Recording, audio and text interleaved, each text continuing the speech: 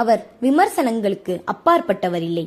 அவர் சந்தித்திடாத தோல்விகளும் வழக்குகளும் இல்லை. சட்டத்தின் முன்பு பலமுறை தண்டிக்கப்பட்டார். மீண்டெழுந்து மீண்டும் மீண்டும் அவர் மக்களால் தேர்ந்தெடுக்கப்பட்டார். ஜெயலலிதா தமிழக அரசியலின் ஈர்ப்பு சக்தி. சிங்கத்தின் குகைக்குள் சென்று சிங்கத்தின் பிடரி பிடிப்பது போன்ற வரையறையை ஜெயலலிதா தமிழக அரசியல் களத்தையும் ஒப்பீடாக சொல்ல முடியும். இன்று முன்னாள் முதல்வர் ஜெயலலிதாவின் 77வது பிறந்த நாள். தாயார் சந்தியாவின் கட்டாயத்தால் சினிமா, எம்ஜிஆர் அழைத்தார் என அரசியல் என அவர் முடிவு செய்யாத பயணத்தில் புறப்பட்டாலும் வெற்றியை மட்டும் தனதாக்கிக் கொள்ளும் அபார திறமையை அவர் பெற்றிருந்தார் என்பதற்கு உதாரணம் ஜெயலலிதாவின் வாசிப்பு பழக்கம். எழுத்தாளர் செல்வேந்திரன் எழுதிய வாசிப்பது எப்படி புத்தகத்தில் ஜெயலலிதா மறைந்தபோது திரைத்துறையினரால் ஏற்பாடு செய்யப்பட்ட இரங்கல் கூட்டத்தில் நடிகை ஷீலா ஜெயலலிதாவை பற்றி கூறியதை குறிப்பிட்டிருந்தார்.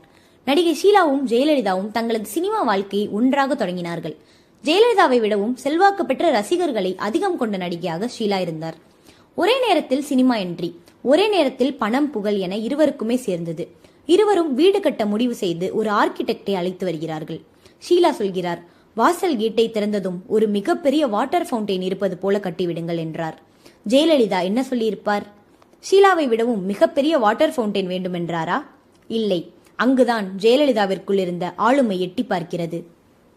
எனக்கு 2000 சதுரடியில் பெரிய அளவில் நூலகம் வேண்டுமென்றார் ஜெயலலிதா. அதுதான் ஜெயலலிதாவின் இன்றைய வேதா இல்லம்.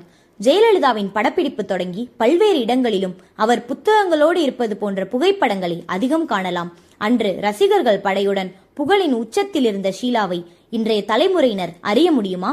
கல்வி கற்க வேண்டுமென்ற ஆசை சினிமா வாழ்க்கையினால் தடைப்பட்ட போதிலும் தன் வாழ்நாள் முழுக்க படித்து கொண்டே இருந்தார். பெண்ணாக இருந்து பெண்ணாக வாழ்ந்து என்பதை எல்லாம் தாண்டி ஜெயலலிதாவின் ஆளுமை திறன்தான் அவருக்கு அடையாளம்.